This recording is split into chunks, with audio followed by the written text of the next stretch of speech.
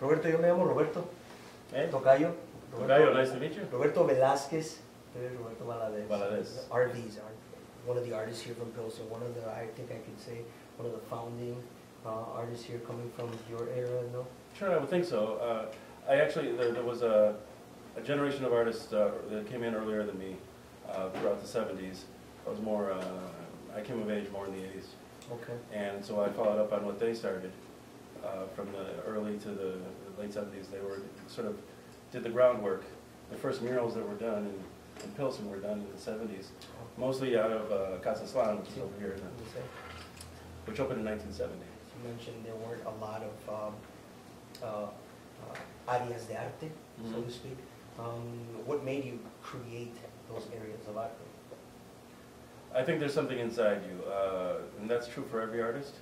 That if there aren't things around in your area, if there's not any art in your environment, you seek it out automatically because there's something inside you that compels you to do it.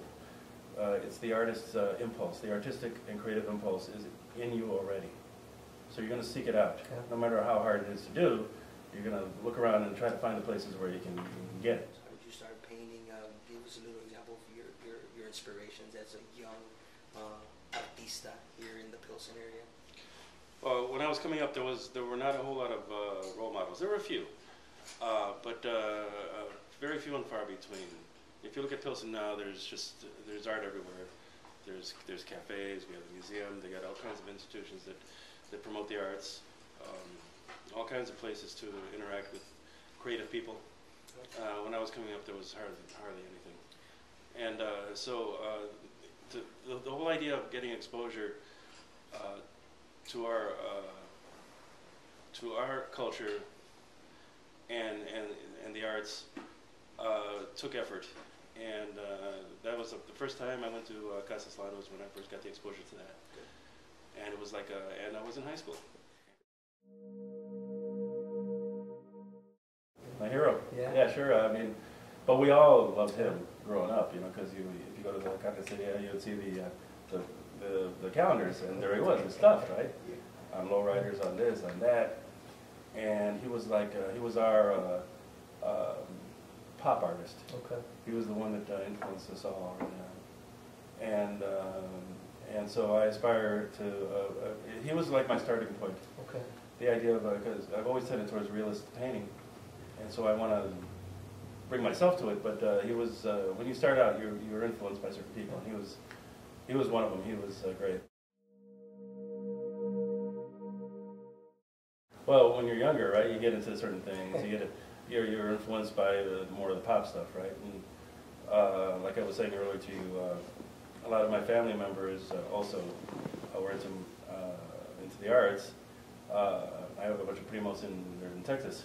A little bit older than me, but when I was a kid, I would see them, and they would just they'd draw cars and girls and all these Aztec stuff, real that southwestern onda, you know, and oh, I loved it. I thought it was the greatest thing ever. So every summer we'd go to Texas, to see them draw, lowriders and all that, and hot rods, and loved it.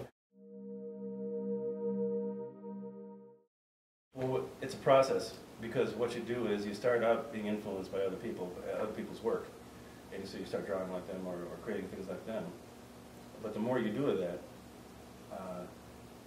you begin to see your own self emerge from there. So you draw, and it's a process of discovering yourself, and which, by the way, I'm still doing. I'm not done yet. I suppose I won't be done until I drop. It takes a lifetime. Yeah. So, but it's a continuous process of self-discovery. As you draw, as you paint, you find more things and discover more things. And that's where your personal art comes from.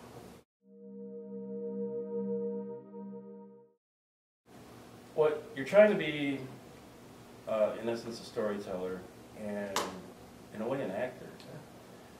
You're an actor with a brush, right? So if you want to convey an idea to an audience, you have to have a certain mastery of facial expression and things like that, like an actor might, in order to evoke certain feelings. Okay. And so I tried my best to to do that. And so if you look at my work, you'll see a sort of evidence of that I'm trying to convey emotions through the work. What are some of the things that you've actually had to do to kind of get to that point? Like to say, have you ever painted a picture like, no, so that's not the message that I'm sending? You know, have you encountered anything like that? Oh, sure. You know, because you'll paint. Not everything that you paint is going to be successful. Sometimes you paint something and it's not quite right, and then you tweak it and you try it again. But you need to expose yourself to that because you're pushing that edge. You're pushing the edge of your ability. If you stay in your comfort level all the time, you're not going to really get much of anywhere. So what you have to do is take your abilities and push the edge of it. But that also exposes yourself to the danger of failure or it not working. But that's good too, because it is from what you perceive as initially as a failure, where you might discover something new that was actually better than what you originally intended, and then it's like, wow, this is great. Yeah. Oh, thanks. You know, I mean, it's like, you know, and you didn't intend it, but there it is. You know, Yeah. so That's good.